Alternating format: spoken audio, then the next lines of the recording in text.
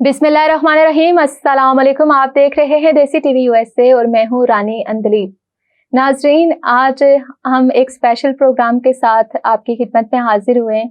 जैसा कि आप जानते हैं कि रमज़ान उल मुबारक का बहुत ही बाबरकत और मुक़द्दस महीना चल रहा है और इस रमज़ान उल मुबारक का आज आखिरी अशरे का आगाज़ हो चुका है। और आखिरी अशरे के आगाज़ पे जहाँ बहुत से लोगों को दुख होता है कि रमज़ान अपने इख्तिताम की तरफ बढ़ रहा है, रमज़ान का इख्तिताम होने को है, वहीं पे बहुत से लोग इत्तिकाफ़ जैसी शहादत भी हासिल करते हैं। इस आखिरी अशरे में इत्तिकाफ़ का एहतमाम करते हैं। इसके अलावा बहुत सी इबादत हैं वो इस अशरे में की जाती हैं। इस अशरे में लैलतुल क़द्र जैसी खूबसूरत और बाबरकत रात का भी जो है अल्लाह ताला की तरफ से हमें एक इनाम दिया गया है। इसी हवाले से आज हम बात करेंगे और हमारे साथ हमारे स्पेशल मेहमान जो मौजूद हैं, अलहाज डॉक्टर मुफ्ती मोहम्मद यहया सिराज हमारे साथ मौजूद हैं, जिन्होंने मदीना मुनव्वरा से कुरान पाक हिफ्ज़ किया है। और ना सिर्फ कुरान पाक हिफ्ज़ किया वहाँ से, बल्कि इसके अलावा बहुत से ममालिक में उन्हें अमामत की भी जो है शर्फ हासिल हुआ है, जिनमें कुवैत है, मक्का मदीना है। और न सिर्फ मुल्क से बाहर बल्कि मुल्क के अंदर भी फैसल मस्जिद में उन्हें जो है एजाज़ी तौर पर क़ियामुल लैल के दिनों में बुलाया जाता है। आज हमारे साथ मौजूद हैं। अस्सलाम वालेकुम सर, कैसे हैं आप? अल्हम्दुलिल्लाह। बहुत शुक्रिया कि आपने अपना कीमती वक्त निकाला और आज हमारे साथ आप मौजूद हैं। तो आज हम जैसा कि कारी साहब आप भी जानते हैं कि स्टार्ट हो गया है आखिरी अशरा जो है रमज़ान उल मुबारक का। तो इस हवाले से ही सबसे पहले मैं ये पूछना चाहूँगी कि आप ज़रा बता दें कि इत्तिकाफ़ की फ़जीलत क्या है और किन किन चीज़ों का ख्याल रखना चाहिए, क्योंकि आखिरी अशरे में बहुत से लोग इत्तिकाफ़ का एहतमाम करते हैं। तो ऐसी क्या ख़ास इबादत हैं जो दौरान इत्तिकाफ़ हमें इख्तियार करनी चाहिए? अल्हम्दुलिल्लाहि रब्बिल आलमीन वल आक़िबतुल मुत्तक़ीन अस्सलातु वस्सलामु अला नबिय्यिना मुहम्मद सल्लल्लाहु अलैहि वसल्लम व बाद। सबसे पहले कि मैं अपने मौजू की तरफ आऊँ, मैं मशकूर हूँ देसी टीवी यूएसए और उसकी जितनी भी टीम इसमें काम कर रही है। आपने मुझे अपने सेट पर बुलाया आपने मुझे यहाँ पर अपने सेट पर बुलाया, तो मैं तहे दिल से आपका मशकूर हूँ जी। तो माशाअल्लाह बहुत ही एक प्यारा सवाल आपने किया इत्तिकाफ़ के मुताल्लिक कि इत्तिकाफ़ क्या है, इसकी फ़जीलत क्या है। सबसे पहले मैं अपने इस टॉपिक को इस बात से शुरू करूँगा कि इत्तिकाफ़ माह रमज़ान के आखिरी अशरे की अहम इबादत में से एक इबादत है।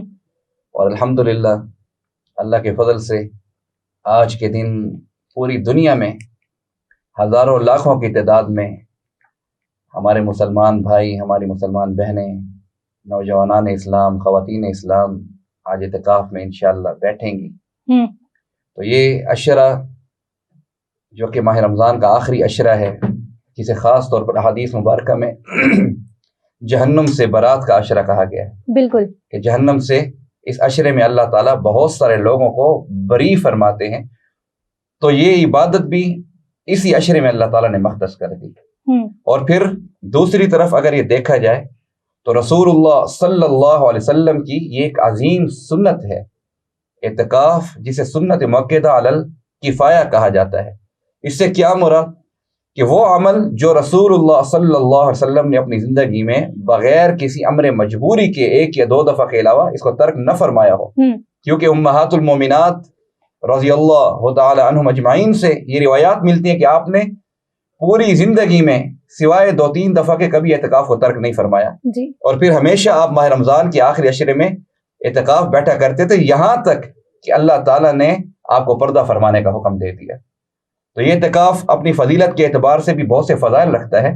इसमें एक हदीस मुबारक मैं आपके सामने पेश कर दूं कि जिसमें रसूलुल्लाह सल्लल्लाहु अलैहि वसल्लम इरशाद फरमाते हैं, मन इअतकफ़ अशरन फ़ी रमज़ान कान कहज्जतैन व उम्रतैन, कि जिसने माह रमज़ान का आखिरी 10 दिन का इत्तिकाफ़ किया तो गोया उसको उस इत्तिकाफ़ के बदले में मकबूल 2 हज और उसके साथ साथ मकबूल 2 उम्रों का सवाब मिलेगा। सुभान अल्लाह। और फिर अलल किफ़ाया का मतलब क्या है कि मोहल्ले में से, गली में से किसी न किसी ने इत्तिकाफ़ में ज़रूर बैठना है। اگر کوئی نہیں بیٹھے گا تو پھر سب محلے والے یا سب گلی والے گناہگار ہوں گے. اگر چند اشخاص بیٹھ گئے مسجد میں تو ان کی طرف سے پورے محلے داروں کی کہ ان کی طرف سے پورے محلے والوں کی، میں اس کو کیسے کہ اگر 2 اشخاص 3 اشخاص یا جتنے بھی اللہ تعالیٰ جن کو بھی توفیق دے وہ اگر مل کر اعتکاف میں بیٹھ گئے تو سارے کے سارے محلے داروں کی طرف سے ان کی نمائندگی ہو جائے گی اور وہ پھر اللہ تعالیٰ کے حضور میں بری ذمہ ہو جائیں گے. بالکل ایسا ہی ہے. تو قاری صاحب آپ مجھے بتائیں کہ کوئی خاص عبادات ہوتی ہیں جو اعتکاف کے دوران کرنی چاہیے، وہ عبادات کون کون سی ہیں؟ دیکھیں آپ کے سوال کے جواب میں کہ اعتکاف کے لیے کوئی خاص عبادت مخصوص نہیں ہے، لیکن یہ بات میں یہاں پر ضرور بتلاتا چلوں گا کہ اعتکاف کا جو مقصد ہے اور معنی، اگر آپ اس کے معنی پر غور کریں تو یہ عربی زبان کا لفظ ہے جس کے معنی ہے رک جانے کے، گوشہ نشین ہو جانے کے. تو بندہ کیوں رکتا ہے مسجد میں یا کیوں گوشہ نشین ہوتا ہے؟ اس لیے کہ وہ ان 10 دنوں میں، ان ایام میں کثرت سے استغفار کر کے، کثرت سے تلاوت قرآن کا اہتمام کر کے، اس کے علاوہ کثرت سے نوافل قیام اللیل کا اہتمام کر کے، اور پھر اللہ تعالیٰ کے حضور میں التجا کر کے، گڑ گڑا کر، رو رو کر اپنے گناہوں کی مغفرت طلب کرے. اور پھر سارے کے ساری اس عبادت کا جو محور ہے، میں ہمیشہ کہتا رہتا ہوں کہ بیٹھنے کا جو ایک ہی مقصد ہے اور وہ کیا ہے کہ ہمارا رب ہم سے راضی. بالکل ایسا ہی ہے. تو قاری صاحب آپ مجھے یہ بتائیے کہ جیسا بھی آپ نے ذکر بھی کیا کہ 10 دن کا اعتکاف ہمارے پیارے آقا مصطفیٰ صلی اللہ علیہ وسلم بیٹھا کرتے تھے، اعتکاف کرتے تھے، تو کیا 3 دن کا جو اعتکاف ہے اس کی بھی ویسی ہی فضیلت ہے جیسے 10 دن کے اعتکاف کی فضیلت ہے؟ دیکھیں آپ کے سوال کے جواب میں کہ جو مسنون اعتکاف ہے وہ ماہ رمضان کے آخری عشرے، کامل عشرے کا اعتکاف ہے، یعنی آخری 10 دن کہ جس کے بیٹھنے کا جو وقت ہے وہ 20ویں روزے کو، یعنی غروب آفتاب سے پہلے پہلے جس نے اعتکاف میں بیٹھنا ہوگا، وہ مرد ہیں تو وہ مسجد میں چلے جائیں گے، خواتین ہیں تو اپنے گھر میں اعتکاف کریں گی. یعنی غروب آفتاب سے پہلے پہلے، مغرب سے پہلے پہلے وہ مساجد میں آ جائیں گے. اگر مغرب کا وقت ہو گیا یا مغرب کی نماز پڑھ لی تو اس کے بعد پھر وہ جو اعتکاف کا اصل ثواب اور نیت ہے وہ پھر نہیں ہو پائے گی، اصل اعتکاف نہیں ہو پائے گا.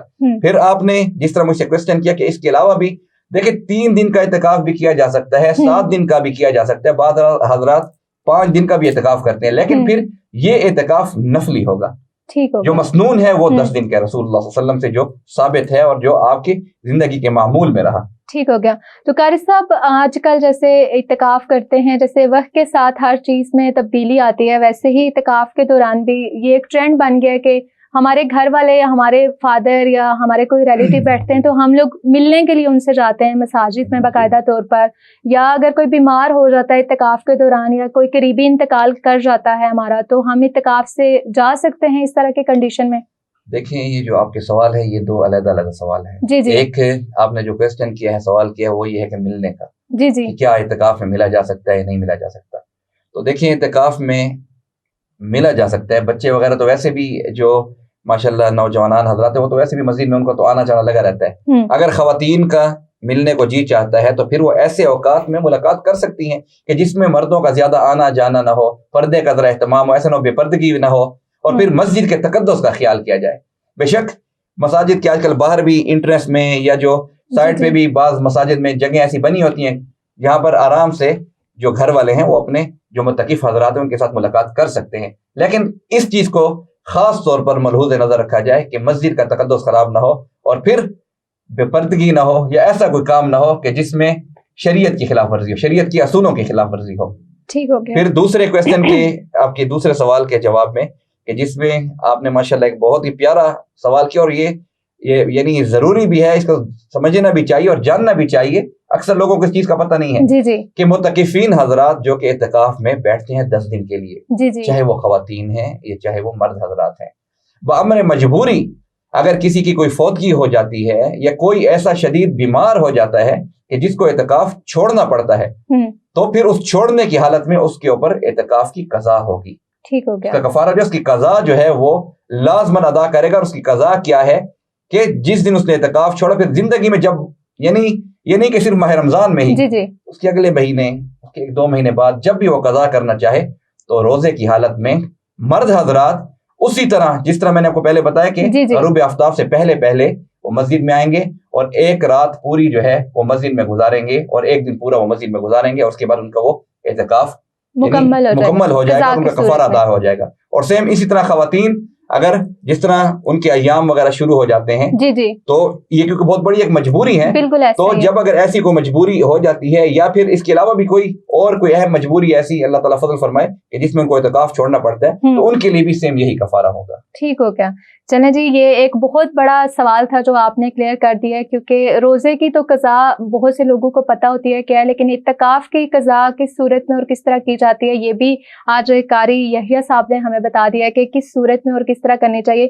قاری صاحب, ایک بہت بڑا جو سوال ہے, ابھی ماہ رمضان کا آخری عشرہ چل رہا ہے, بہت سے لوگ عبادات بھی کر رہے ہیں, تو بہت سے لوگ اپنا صدقہ فطر بھی اس مبارک منتھ میں دیتے ہیں, اس مبارک منتھ میں اس کا بھی کیا جاتا ہے. تو یہ تھوڑا سا آپ روشنی ڈال دیں اس کے اوپر کہ یہ کن لوگوں کو دینا چاہیے یا اس کا کیا طریقہ کار ہے, اور کیا عید والے دن بہت سے لوگ ہوتے ہیں جو اپنا صدقہ یا فطرانہ وہ دے رہے ہوتے ہیں, وہ دینا مناسب ہے یا اس سے پہلے ضرورت مندوں تک پہنچا دینا چاہیے؟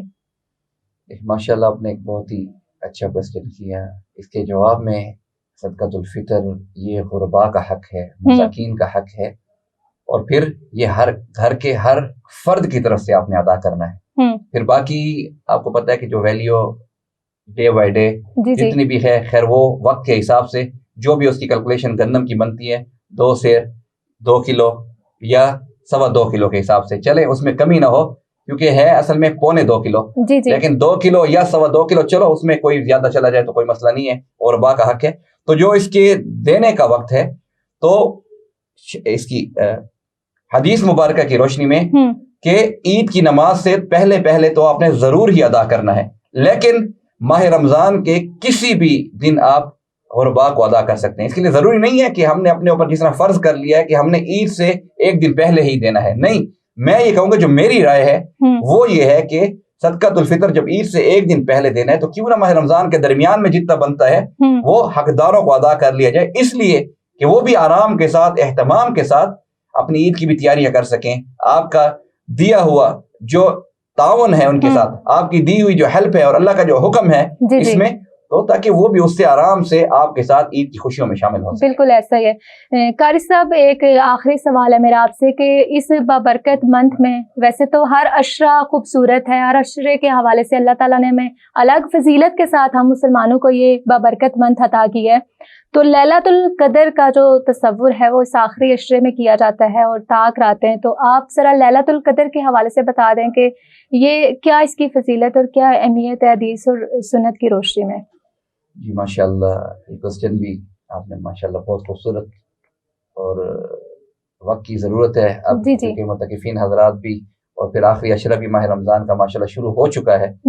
تو لیلۃ القدر کی فضیلت میں سب سے پہلے دیکھیں کہ قرآن پاک میں پوری کی پوری ایک سورت اللہ تعالیٰ کی طرف سے رسول اللہ صلی اللہ علیہ وسلم پر نازل ہوئی, اور کیا انا انزلناہ فی لیلۃ القدر وما ادراک ما لیلۃ القدر لیلۃ القدر خیر من الف شہر, کہ ایک تو لیلۃ القدر کو یا اس رات میں یہ فضیلت ہے کہ قرآن کو اس رات میں اتارا گیا. پھر اس کے بعد اللہ تعالیٰ پھر سوال کرتے ہیں کہ وما ادراک ما لیلۃ القدر, کہ آپ کو کیا معلوم کہ لیلۃ القدر کیا ہے. پھر اس کے جواب میں اللہ تعالیٰ نے پھر خود ہی ارشاد فرمایا لیلۃ القدر خیر من الف شہر, کہ یہ ایک ایسی فضیلت والی, ایسی اللہ تعالیٰ کی رحمتوں والی اور ایسے ثواب کو سمیٹی ہوئے ہے اپنے اندر کہ اگر جس نے بھی یہ گھڑی, یہ لمحہ یا یہ رات پا لی تو اس کو 1000 مہینوں کی مقبول عبادت کا ثواب ملے گا. اب دیکھیے, ہم عام زندگی میں اگر اپنی بات کروں تو جتنی بھی جو زندگی گزار رہا ہے, ہم کبھی دعوے سے نہیں کہہ سکتے کہ ہم نے اگر نماز پڑھی تو پتہ نہیں وہ قبول ہوتی ہے یا نہیں ہوتی. ہم نے صدقہ کیا, خیرات کیا, ہم روزے رکھ رہے ہیں, تو ہم تو اللہ تعالیٰ سے صرف التجا کر سکتے ہیں, یہ نہیں کہ اللہ تعالیٰ کو کہہ سکتے ہیں کہ ہم نے عبادت کی تو قبول کر. بالکل. یا یہ کہہ سکتے ہیں کہ ہماری عبادت شاید ساری کی ساری قبول ہو رہی ہے. نہیں, ہم نے جتنی بھی زندگی میں عبادت کی, ہم اللہ تعالیٰ سے اتنی ریکویسٹ کر سکتے ہیں کہ اے اللہ, جو ٹوٹی پوٹی ہم نے عبادات کی اس کو قبول کر. ہمیں نہیں معلوم کہ وہ قبول ہے یا نہیں, لیکن اس رات کی فضیلت میں اللہ نے کھلم بتا دیا, الف شہر, 1000 مہینوں سے زیادہ یا 1000 مہینوں جتنی مقبول عبادت کا ثواب. مینز کہ ہماری اگر لائف کو دیکھا جائے تو 83 ایئرز یا اس کے اوپر آپ سم منتھس یا مے بی 83 ایئرز کی مقبول عبادت کا ثواب اس کو اسی رات میں عطا کر دیا جائے گا, جو کہ انسان تصور بھی نہیں کر سکتا اپنی پوری زندگی میں. پھر رسول اللہ صلی اللہ علیہ وسلم کا جو مقبول ہمارے آقا احمد مجتبی محمد مصطفیٰ صلی اللہ علیہ وسلم کی جو عادت مبارکہ تھی کہ وہ بڑے اہتمام کے ساتھ اس رات کو منایا کرتے تھے. حدیث مبارکہ میں آتے جو روایات میں امہات المومنات ارشاد فرماتی ہیں کہ اسی لیلۃ القدر کے انتظار میں رسول اللہ صلی اللہ علیہ وسلم نے اپنی زندگی میں ماہ رمضان کے ایک مرتبہ پہلے عشرے میں اعتکاف فرمایا تو اس میں یہ گھڑی وارد نہیں ہوئی. پھر دوسرے عشرے میں اعتکاف فرمایا تو اس میں بھی یہ گھڑی وارد نہیں ہوئی. پھر تیسرے ماہ رمضان کے عشرے میں اعتکاف فرمایا تو پھر اس کے بعد رسول اللہ صلی اللہ علیہ وسلم نے یعنی ایک مبارک دی اور ایک بشارت دی صحابہ کرام کو بھی اور سمجھے کہ پوری کی پوری امت والوں کو کہ میں نے ایک گھڑی کی تلاش میں ماہ رمضان کے پہلے عشرے کو اعتکاف کیا, پھر دوسرے عشرے کو بھی اعتکاف کیا, وہ گھڑی وارد نہیں ہوئی. پھر جب ماہ رمضان کے تیسرے عشرے میں اعتکاف کیا تو تیسرے عشرے کی طاق راتوں میں وہ گھڑی اللہ تعالیٰ کی طرف سے جو ہے ہمارے اوپر نازل ہو گئی, جو کہ اپنی فضیلت اور اپنی برکتوں کے اعتبار سے کوئی ثانی نہیں رکھتی. بالکل ایسا ہی ہے, اور اللہ تعالیٰ کا اتنا خاص کرم ہے ہم امت محمدی پہ کہ اس نے ایک مخصوص رات نہیں ہمارے لیے کی بلکہ ساری طاق راتیں ہیں جو اس پاک خوبصورت عشرے کی وہ ان میں ہم تلاش کر سکتے ہیں. تو قاری صاحب لیلۃ القدر کی فضیلت اور اہمیت تو آپ نے بتا دی, تو آپ مجھے یہ بتائیے کہ اس کی کوئی مخصوص عبادت ہے جو ہم مساجد میں اپنے گھروں میں کر سکتے ہیں لیلۃ القدر کے حوالے سے؟